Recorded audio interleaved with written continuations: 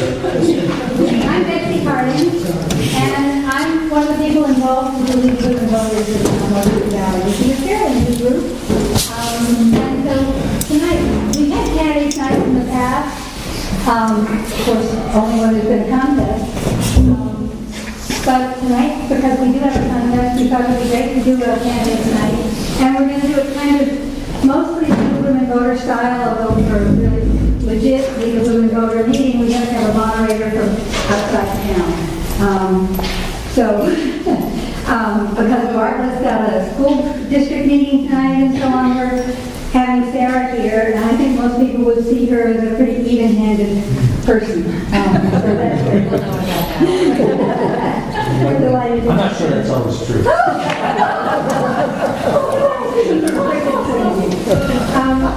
Let's see. I also want to introduce Denise Sachs, right there, and Sarah. Duffy, I'm sorry, other Sarah. And so they're going to be doing the timing. The candidates are given 2 minutes opening statement and 2 minutes closing statement time, and the people there with the timing are to let them know when time is up. There's one other thing I wanted to say, and that is that people had asked me if we could possibly have it filmed. So we got Hank, which is terrific because I don't know if everybody knows that Hank puts up the material on Jackson Clips, which is great. All the meetings and so on are covered. But it's going to cost us $50. So there's a little donation jar over there on the chair. I'd love it if people would make a donation. And go ahead and have a good evening. Welcome, everyone. Introduce you to our two candidates here and have an opening statement. And whoever starts on the opening statement will be second on the closing statement. So, Dick, why don't you start? Hi, I'm Dick Bennett. I'm presently a selectman. See, I moved to town I think 1970 after I was discharged from the Navy with an honorable discharge and have been a registered voter ever since. Raised 2 children with my wife Ann. You may know Ann. She's worked at the grammar school and many other community activities. My 2 daughters are now gone, but they both went to the grammar school. Let's see, I'm a licensed electrician. I was a building contractor. Ran a small building business for a number of years. And there's one minute left.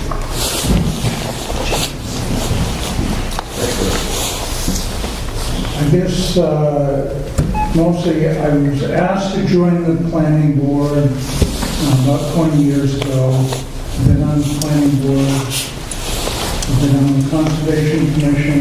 I was a selectman from 03 to 05. And pretty much I feel I have a lot of knowledge of the workings of the town to bring to the table. Thank you. My name is Barbara Campbell, and thank you, Sarah, for putting this together, and Betsy for putting this together, and for all of you that are helping with this tonight. I am newer to Jackson, for sure, as far as permanent residency. I've been here about 2.5 years permanently, but I've been a property holder with my husband, David, for about 15 years, and I've been coming here since I was a small child and have lovely pictures of Storyland in our albums at home. But I'm an accountant, a certified public accountant, and I have my own accounting business. We moved here from Chicago 2.5 years ago, like I said, where I was the controller for a privately held mental health care company or behavioral health care company, and I had my own CPA practice prior to that. So I have an accounting business here. I worked with small businesses not-for-profits, and I'm also on the board of directors for the Gibson Center and on the finance committee, and I'm the treasurer on the board of directors for Children Unlimited. So I'm not as well versed at the political side, certainly as Mr. Bennett is, but I would love to be involved in getting to know the town better. And my goals are to really use my skills in finance and accounting and accountability, budgeting, and keeping this a great place to live, attracting new people and making it comfortable to be here, and answering questions that the taxpayers have. Thanks. Questions? Just raise your hand if you have a question. Larry? Ms. Campbell, you bring a strong financial background of town. Do you perceive that there are financial issues that need to be addressed or resolved? There are always financial questions that people have, so I don't tend to think that I'm going to go in and save tons of money or spend a lot of money either. I think that it's good to have a fresh look, and with my background and in accountability and budgeting, which is sort of my strength as a controller for 24 years, was growing a business but still maintaining a bottom line. So I guess when that equates to a town or a municipality, you want to keep the credibility of the place that we live, where everyone loves to be, but not make it so expensive that we can't live here. See how our town value and our property values go along with our tax rates, because it's not just tax rates, it's property values as well. And Jackson has higher property values than some of the local and neighboring communities in the valley. So how do our town values and property values relate to the tax rates that we have? It's not something where you can dig in and say in a month we have issues. You know, you can look at the town reports for years on end and look at comparisons and numbers, and you know, there's so much there. So it's something that you jump into with eyes wide open, saying what has been done over the past years and what needs to be done moving forward. One of the things that I don't like ever saying is that's the way it's always been done. So if there's a great reason because that's the way it's been done, I think that's wonderful. But if it doesn't take us moving forward, then maybe it's not the best way to keep doing it. So again, maybe everything is really great and it's the way it should be, but I'd love to know all about it from history. Do you know about budget issues? Certainly. Let's see, our tax rate in Jackson has been pretty flat for the last 4 years that I've been in office. The town's portion, you can't do anything about the school, but the town's portion has stayed pretty flat. And our overall tax rate is one of the lowest in the state, especially for a town our size. Had a readout for all the towns in New Hampshire, and the ones that really, they weren't even towns, the unincorporated areas that have, no overhead, a few hunting camps and whatever. But anyway, I think that we've worked really hard to keep the tax rate flat, and I think that is the way to go. The manipulations of how to do that are day to day, week to week, month to month. But I certainly would stay behind the two other selectmen and myself who, oversee the budget and keep going. Thank you. Other questions? Yep. What are some of the greatest needs or challenges you feel the town is facing right now? For both candidates. Yeah, go ahead. I think that, the big challenges are probably educational spending, how to hold on to that.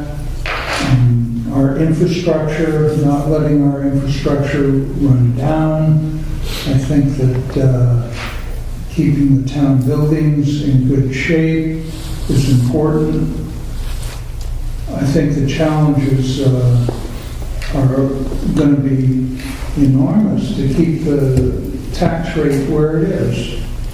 And I think that's going to take all the work, keep us moving ahead. I think that one of the things that keeps coming up in a lot of the meetings is the amount of dollars that we spend on our employees in the town. And I think a good question was, how do you address the current spend and the budgeting and everything? There's a lot of talk about how much we spend on our benefits and things like that. That's something that needs to be addressed, but I don't think that it's something that is necessarily a bad thing or a good thing right now. I certainly don't know. But I think that's a huge concern to the taxpayers. And so more accountability and clarity, maybe something that can be done, but again, without digging deep, you don't know. It comes up at almost every meeting, so it's got to be a hot topic. One of the other things, certainly, any of the business owners that you talk to in Jackson talk about workforce housing and how can they get more staff to hire during all year round, not just even busy seasons. So how do we bring people to Jackson that can afford to live here, that want to be here, that make it worthwhile to move north of Glen and North Conway and be in Jackson. So I think that finding workplace housing or home sharing or whatever resources are available to let people know what a great town Jackson is, and then help the business owners. I think those are two big topics, and certainly education is always a topic. And like Dick said, you can't control the school board spending, but I think we do work in tandem with the school board because that's part of the tax base as well. So one hand feeds the other. I guess it's all part of the way the town operates. So those are my sort of big three that I think of immediately. Dan? You mentioned workforce housing. I'd love to hear from both of you your attitude towards that. My attitude, I guess, is that it's a hot topic, and it's not just Jackson, it's all of the valley, because it's not cheap to live up here. Kids want to generally, I left home right after college, moved away. I'm from New Jersey and moved away. And, so you've got kids that don't necessarily want to stay in this area, so we can attract a lot of more transient kids and even foreign exchange students, but they still can't afford to live up in Jackson. So how do you remedy that? There's, the home sharing initiative that the Gibson Center is working on is one thought process, and I think it has great possibilities. So it's certainly not something I can answer in, if you gave me more than 2 minutes or 2 hours, it's not something I have solutions to, but I think that that's one thing that could be helpful, especially in our age-friendly, the age-friendly wording, that we have a lot of older than 50 folks in Jackson. So how do you help out that population and make it, bring in some of the folks that are more able to help out that population and start bringing more youthful families into town? And then that may bring more families versus just individuals. Dave, you want to talk about Yes, my work with the planning board has been focused on that. I think we have 2 or 3 proposals to be voted on at town meeting. It certainly is a topic for ongoing, and how we address it here in Jackson is going to be very difficult because our land prices are so high. So we're going to have to find a way to, I don't want to say we want a donor to come in and give us the land, but we need help. We need help. We have good intentions, and there's been a lot of good ideas on the planning board on how to make it possible with the words. And then to make it physically possible, I'm still not sure. It's a real conundrum. Because, to go the other way, I was thinking about younger people, workforce people, but it's for our older population too. I'm one of them. It's for everybody, really. It's how to have an affordable house, home, something that you can hold on to. I think that home ownership is really important because that really places you in the community and keeps you there. So, yeah, we're going to have to work on it. Typically at town meetings and town budgets, it's always, here's our proposed budget, and here's last year's budget. This is a question to both of you. And I realize you don't have a crystal ball, but what do you think potentially might be some issues 4 or 5 years out that we need to prepare for? Because most town meetings and town budgets are focused in on for 1 year ahead of us. And it doesn't a lot of times help you prepare for new problems that are going to require new budgeting and new emphasis. But just your thoughts on some potential things that we may be facing as a town 5, 6 years out that we should be preparing for now that doesn't really show up in the classic way that we address problems. If I can jump in first, I think actually in one of the last 2 meetings, Mr. Bennett brought up a great point, the fact that Jackson is really good at planning for the future. We have reserves set up for a lot of the town vehicles. One of the biggest things I think is an issue that is the fire station. I mean, it's a Band-Aid every year with the maintenance and repairs on it. So that's a definite 1 to 5 year outlook, and that's going to be huge. So that's definitely going to come up. And it's, like I said, sort of every year you look at the budget, and it's sort of that year, last year, this year, and when Jay Henry speaks about the expenses and things and what they're doing to just get through the next year, it's going to come to a point where we're going, why do we keep putting money into this? So again, I think the planning that has been done in the past is amazing. I mean, to not have to finance or put out a bond or to go into huge debt to spend money, and we still have amazing equipment. And some of the other road crews said the same thing. They said, look at the other towns that have dilapidated equipment because they don't plan on what to buy and how to replace or maintain equipment. So I don't know that I agree. I think that's like a huge area in the larger dollars, but it seems like so far it's been a really good plan. Dick, looking 5 years ahead, how are we going to plan? Well, we have had 1 meeting for the fire department. I think that the future would be a new fire station. It helps keep the equipment in good shape. And I think that the money that we would have to put into this station, it'd just be Band-Aids. It doesn't last. I mean, this station needs some serious help. There'll be an initiative this year on the town warrant for solar. We've had a proposal for 2 solar installations, one at the highway department and one on the town office building. I think that's a good forward-looking idea. It would cut down on our carbon footprint, and it would cost us, it will cost us to put it in. The price of our electricity will go down, so we'll be saving money on electricity. We're doing a good thing. I think that reducing our carbon footprint is always a good thing. There's other initiatives coming around. I mean, they all cost money. But I think we're looking ahead. I think that we'll try to balance it out. Betsy? Sometimes I hear from people that we're spending too much on police, that we have too many policemen. I'm not sure that those people realize that we've got a huge sort of absentee second home situation here. I don't know if we have too many policemen or not. I have no way to judge. But people more directly connected to, in this electric office would know. Can you help us out with understanding why we need the police we have or how that might change in the future.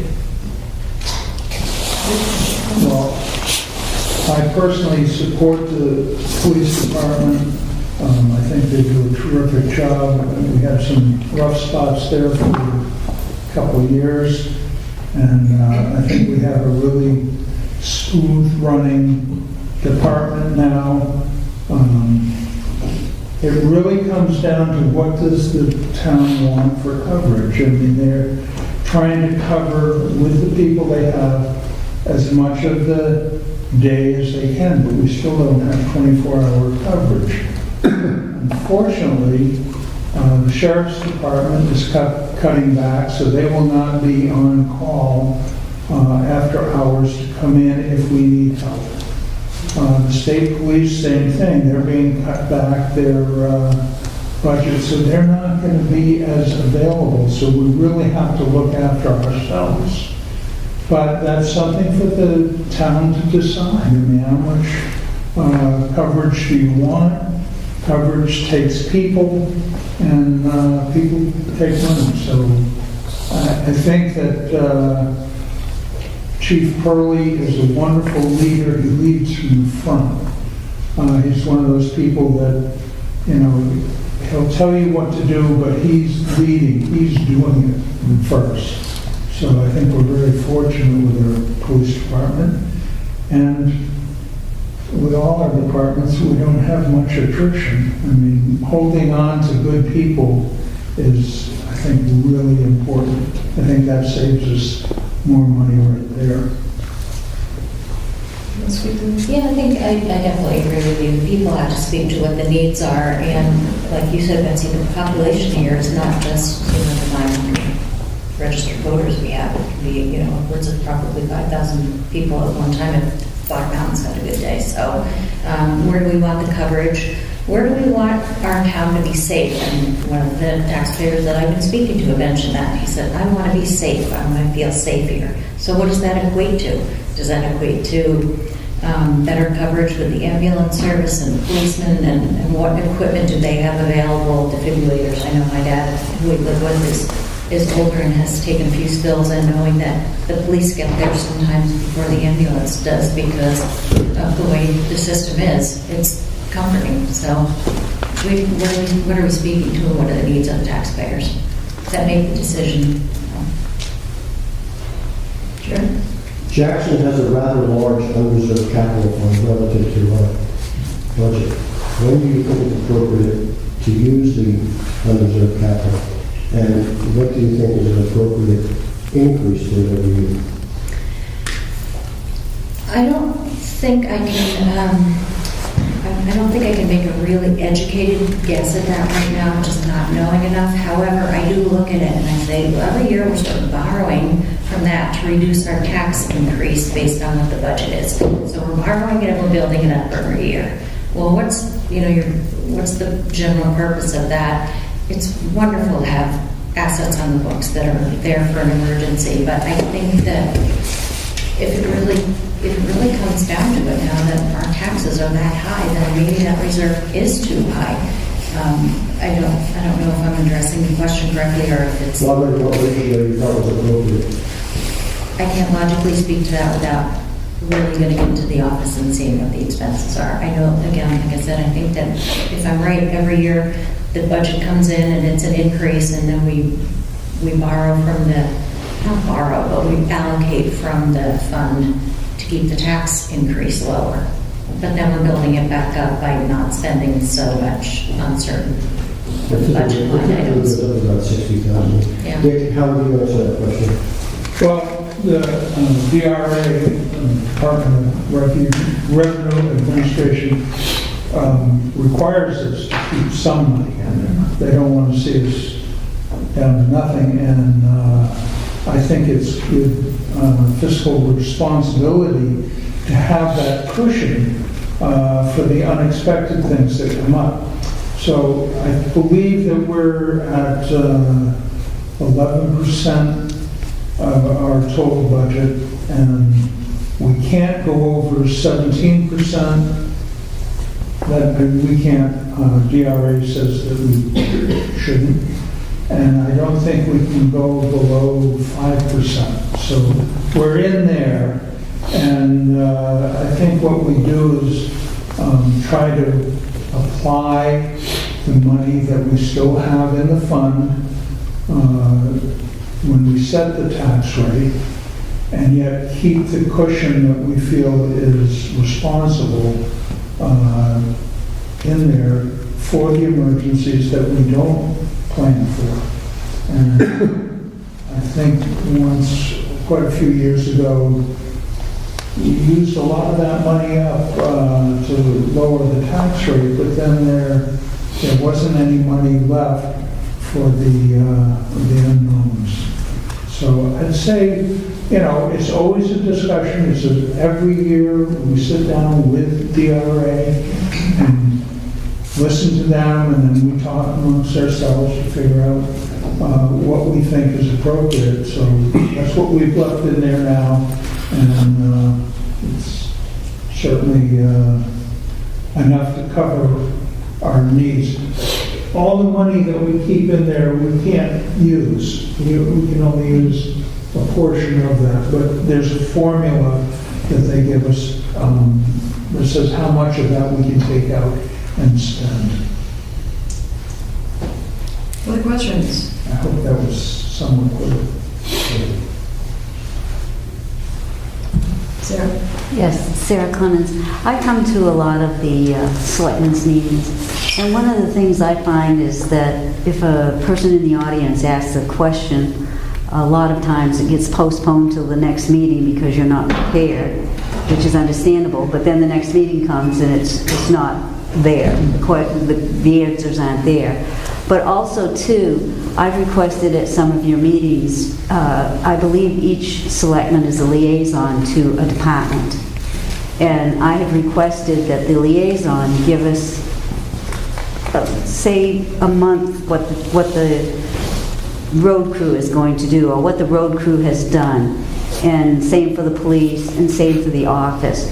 And it's been totally ignored. I would wonder if, in the future, if you plan on a little more transparency in that manner, that, you must meet with them, I assume, once a month or once a week or every other week, that maybe we could have a little review of what's been done or what is going to be done. For instance, like you just mentioned about the fire department and the Band-Aids. And I think if we were abreast of what was happening in these situations, then it wouldn't come as a shock if you need something. So was that a question? Yes, I'd like to know why the selectmen do not anticipate every month having a 5-minute little blip on what each department is doing. Well, I think all I could say is I'll take note of that, and I'll speak with the other selectmen and see if they want to initiate a policy of having each department head every 2 weeks come in and give a report, but I'm not sure. Now, see, that's why I think this is really directed to me, because I can't even imagine Barbara would answer to that. Well, no, Other than if she were elected, what she would do. that was my question is, if, why is it not presented at a selectmen's meeting when we have liaisons? I think she could answer that. If you're a liaison to the highway department, then once a month, couldn't, what your plans are for them to do or what they've done? It's a question. I mean, could you, no, I'm not asking you. I guess if I were asking the question as an audience member, I would say, as a selectman, I would like to know what you would do as far as presentations at the meeting to represent what the department liaisons are doing. Right. That Okay, might thank state you. it better. And I tend to agree with you because I like looking at the annual report and seeing how many police calls there were for each of the different matters, and that may justify why we have as many police members as we enforce, or what kind of calls we had for the ambulance crew or whatever. So those are helpful. They help justify what the costs are. So I think that would be a valuable addition to a selectmen's meeting. I think it would be a valuable addition to any kind of communication, whether it be a selectmen's meeting or not, because we don't get a lot of folks at the selectmen's meetings, and it tends to be a lot of the same people that are able to go there. So if there's a different method of communicating with the taxpayers or voters and residents on what is going on in the community, then I think that would be beneficial. I don't know what the right format is, because some people get e-news, some people prefer the Conway Sun to their method of communication. So, it depends on how you can get the word out to the folks that are very interested in that. The meetings that I've been to, I always find it interesting when, like, Kevin Bennett gives the report on the different property issues and things, and I know you do the reports on planning board issues that you're involved in, so I think it's always helpful to have more communication. Other questions? Yes. Is there any reason that these selectmen meetings couldn't be held at a later time so that more people in the town could participate, especially the younger folk who work 9 to 5? They have no interest because they can't go. They usually don't have time to read things or look things up or track people down. But I've been here for a year and I don't work 9 to 5 and I still can't seem to get to one of these meetings because 3:30 in the afternoon is just one of those tough times. And I don't understand why it couldn't be held either at 5:30, which I still think is early, but at least 6:30 or 7. And then everybody could come. Is there any particular reason why Jackson doesn't do that? We've tried we've had midday meetings, we've had evening meetings. It's always a problem to accommodate everyone. And I don't think we do it. We're not going to make everyone happy. Some people don't like to come out in the evening. People can't get here during the day. And it's just like, okay, we have a budget hearing, and that'll be after the select meeting. So there's, say, at 5:30. I look out, and there's 4 people out there for the budget hearing, and we're trying. We try. It's just like the annual meeting. We used to rotate that back and forth between the day meeting and the evening meeting. I think now we're on just an evening schedule. But yeah, I think it's always a discussion. Because how do you get the most people that want to attend to give them the opportunity to be here? New solutions too. I mean, what kind of technology can we use, to get more people there that can't make it physically? Maybe live streaming with meetings. I don't know. I'd love to come up with some new ways to get people involved as well. Because again, like I said, they're the same few people that make it to the selectmen's meetings. My husband would love to go to the meetings, but he does work till 5 or 6, and sometimes 7 o'clock at night.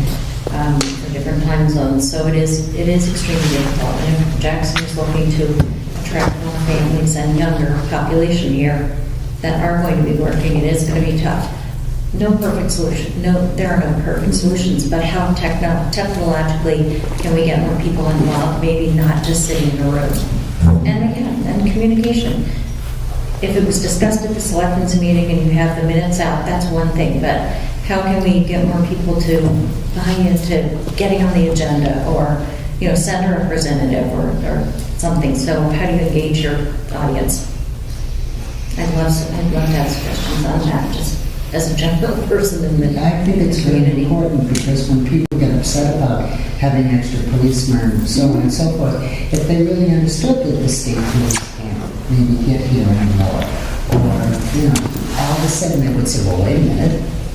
That's absolutely right. I would like more policemen, or I would like our policemen to be covered. But I think a lot of people have no clue what's happening, especially on certain really hot topics. So maybe certain things that has to be a way to reach all the people who vote. The selectmen's minutes are there. They certainly don't capture the moment and the discussions and the personal inflections of everything that goes on in the meeting. So, I just want to clarify this comment. Our Jackson's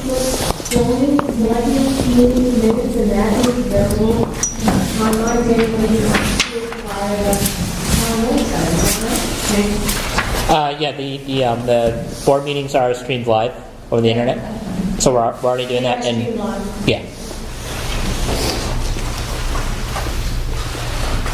Any other questions? Different topics, May?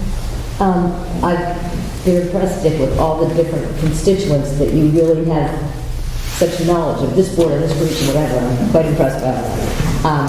But I'm wondering what else do you, the selectmen, use, or what would you use, or could you use, in terms of getting input from just general citizens? Or what else do you use, besides going to the police department or such and such a board, to put together what you guys discuss at selectmen's meetings, or where you get your views, or what you think we ought to do?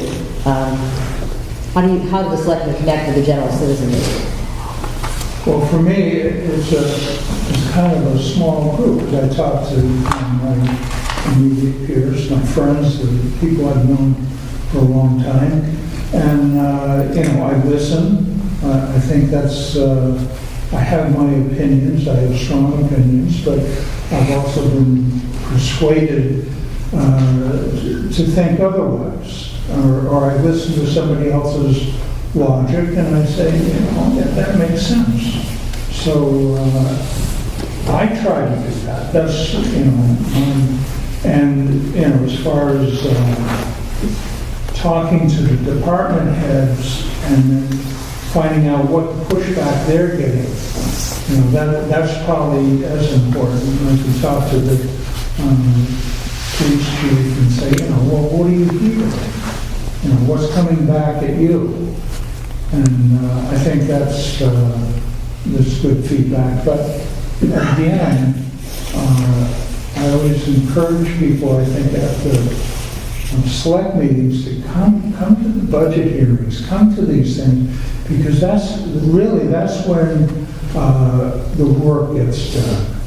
And if you go to the budget hearing, that's the time that you can really question the money spent and where it's going, what the projects are. So communication, I think that's, if I have a takeaway, that's what I'm hearing this evening is, stay in touch.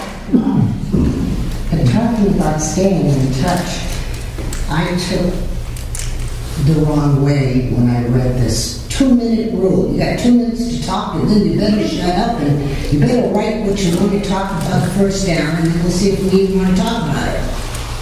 Man, that made me mad. Because I'm going to respond to that. I was just watching the House hearings. You have 5 minutes in the House. It's not unheard of to put a time. I only did it because we just had quite a lengthy discussion period at our last select meeting about street removal. And I think I gave everybody way more than their 2 minutes. We had a situation that I was uncomfortable with a person coming in who was just venting at the police department. And I was really uncomfortable with that because I didn't think the police department had to sit and listen to that. And I wasn't in a position to push back and argue. That I didn't want to do.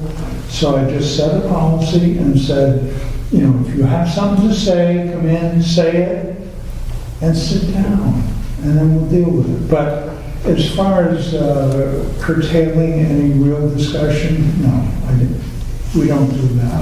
I haven't been able to get... I know, I've got the hourglass, the 2-minute timer on the table. But I only use that on Chief Crowley, so... I think also, whoever gets to the post office on Saturdays from 11 to 12, you're just missing out on every opinion that's about. No, it's not. It's a fun place to be. But listening. I think that you made a point about people coming to the meetings and you not being prepared. And Sarah also commented that sometimes those questions get tabled until the next meeting. It would be wonderful if people would come and bring that, or I guess be aware that if you come to the meeting and say, these are the things that I'll need to address, so you have the ability to prepare maybe before the selectmen's meeting. There's no perfect answer, but I guess I'm thinking of snow removal as well. What are the setbacks? What is the road crew responsible for? What is the town? What is the state? All of those things have to come into play. So when you're at one meeting and you have a group of people that are trying to get some resolution, it's not something that's going to be resolved in one meeting. But it also doesn't have to be the venting session or whatever, but how can it be more productive? So when you're managing, there's two types of meetings. There's a report card meeting, which you update and you get communication about how each department or board or whatever is working. And then there are good planning meetings where you have the information you need readily available, or you come to a decision that these are the takeaways from the meeting. And then you set it for your next meeting that by next Thursday, these are the takeaways that you're responsible for and you're responsible for. And it just tends to help move things forward. So maybe there's a better platform for the citizens to come with saying, what is your question? What do we need to know to resolve that or move forward? You know, it all sounds like so easy and perfect, and it's not. But if there were maybe a way to get you in the room, or at least streaming live so you could ask the questions and know that we could address them. And if not at that meeting, it moves to the next agenda with a resolution. Or not. Or Other questions? Yeah. Not to solve the last one, but what would be your position about potentially having people email in their questions at least the day before so that you would know what it is and be prepared to answer it? And that's a question to both. I think it's a great idea, and if it's something that can, you can have a deadline like you do for newspapers. If I'm doing today, you better have it in or it's not going in. Set a deadline. Sometimes it has to be a hard, fast deadline that says, 2 minutes and 3 paragraphs or whatever. But that's how you get things addressed and resolved. And if it's something that can't be addressed and resolved, if it takes legal interaction or something, you at least know what direction it's headed in. But if it gives the folks that can't make the meetings a chance to get their questions in, I think it's, again, communication. It's a great way to start. I agree. No, I don't see any reason not to email in. It puts another layer onto the administrators, but I think that's all right because the email is pretty quick. They don't really have to do anything but print it out. I'm sure that we could have, a Monday noon cutoff time for, and have that. I'm not sure that answers will always come by the next select meeting. And I understand. But at least you could have a backlog of questions to be answered that could, move ahead. So, yeah, I think that's a workable solution. No, Julie, she probably already knows the answer too, so just get back to those 2 breaks. Good. Other questions? Okay, well, without any further questions, why don't we on to closing statements? I just really want to thank everyone for participating. It's a great opportunity for me to be sitting on this side of the table. I just want you to know, too, I think that the current selectmen do an incredible job. I really do. I think that they're up against a lot of issues that none of us will ever know sitting on that side of the table. So there is nothing I have against any of the current selectmen. I just want to get involved. I have the opportunity and the time to now. So I hope that I get to be elected, if not this time, next time. But I hope I get to represent you guys and voice things that I get to hear and people that I get to hear from. And I do want to thank Dick for his service because he does an amazing job with the planning board as well. So thank you for being here. And I'd say I would like to continue as selectman because I think there's some projects that are started that I would like to see through. Certainly the solar initiative is of great interest to me. I am an electrician, so I understand it pretty well. I have solar our house, and I'm extremely happy with it. I think there's a lot of work to do on drinking water, groundwater, aquifer protection, and I'm hoping that'll be coming up in the planning board so that we can bring that forward. As I said before, the housing initiative, ongoing discussion, but we want to try to make Jackson a livable town for everyone. And other than that, I'm just, I filled in for Bill Lockhart when he stepped down as a selectman, and I wrote a letter in, and I said, okay, I understand the job. It's going to take up all your time. You're not going to make any money. You're not going to make any new friends. What a deal. But, and I won. No, I enjoy it. I think I'm really an asset. I think I have a knowledge that I've put together over 40 years and through my experience that is applicable right now to all the parts of the town. So I just hope to be able to keep contributing and help out. Thank you.